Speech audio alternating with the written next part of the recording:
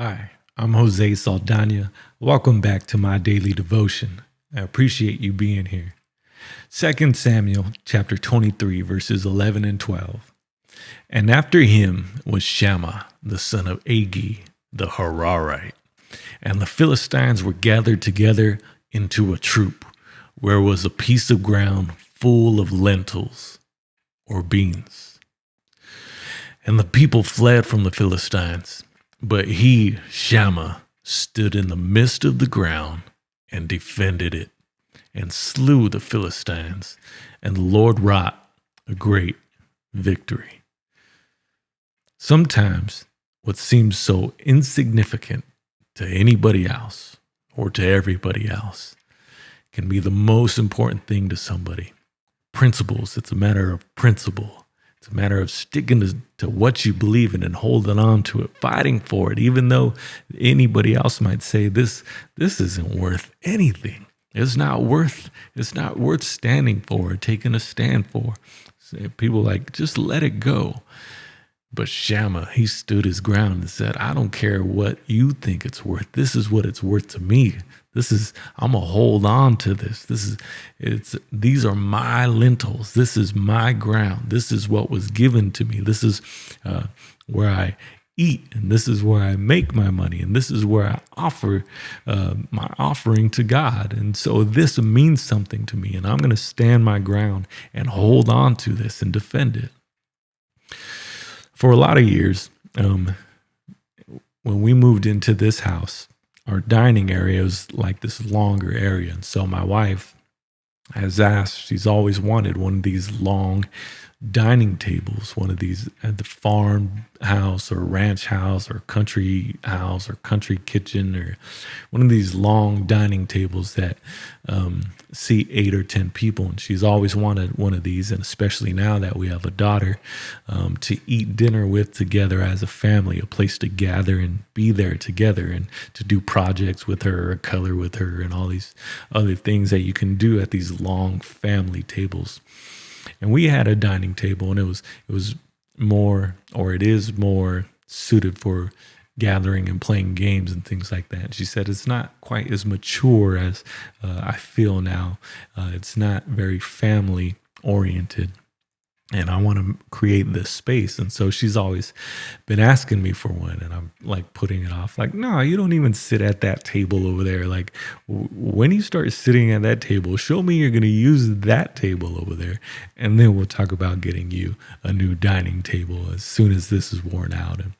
And they're very expensive, at least to me. So like, can't break the bank trying to buy this table that we don't need. And so we've always been putting it off.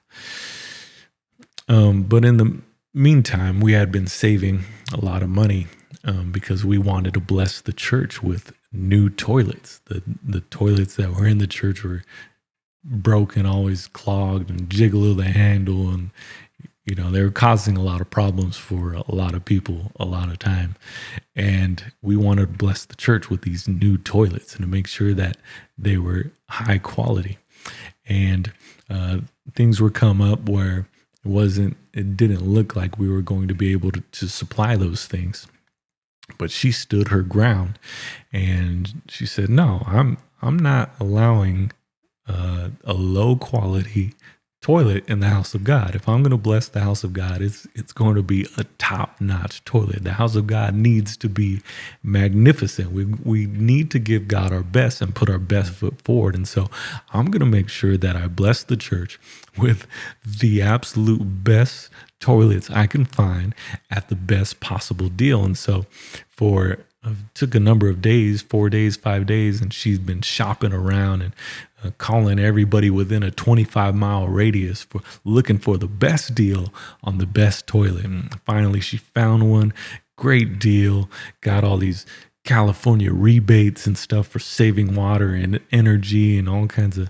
And so was able to purchase that for the house of God, because beautifying the house of God and making God's house a priority, and taking care of God's house and making sure he has the best and his people has the best is something we really, really believe in. Well, some people would say, well, come on, a toilet, a bean patch? Who cares about this bean patch? Who cares about a toilet? It's not significant. Doesn't mean anything. It doesn't get people excited. Like, wow, can't wait to use this new amazing toilet. Nobody gets excited about that.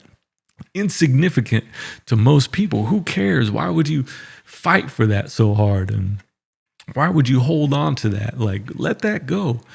But she was adamant that I want to bless the house of God with these high quality, top notch toilets. And so she did. And the very hour that she was able to find this deal and purchase these toilets, one of these long farm ranch country dining tables fell into my lap, and I was able to purchase it at really like 1/10 of the actual cost of these things. So things I couldn't afford, that were out of my reach, that I couldn't ever really give her like she had been asking for, when she made up her mind that I'm going to stand my ground and take care of this insignificant thing to everybody else, but it is absolutely important to me to make sure that I take care of the house of God and his house is taken care of. God stepped in and said, well, I'm going to take care of your house. And you know that long table you've been asking for? Here it is. And so it just fell into my lap. And I put it all together, brought it home, put it all together, set it up for surprise. Little tear in her eye. Glory. Oh, she couldn't fight back the tears. But when you take care of the house of God, he'll take care of your house. And when you stand and you hold on to something that's insignificant to anybody else, and if it's important to you, hold fast to that thing and let God bless you. Let him bless you. Doesn't matter what anybody else says. If it's important to you, it's important to God. Thank you for watching.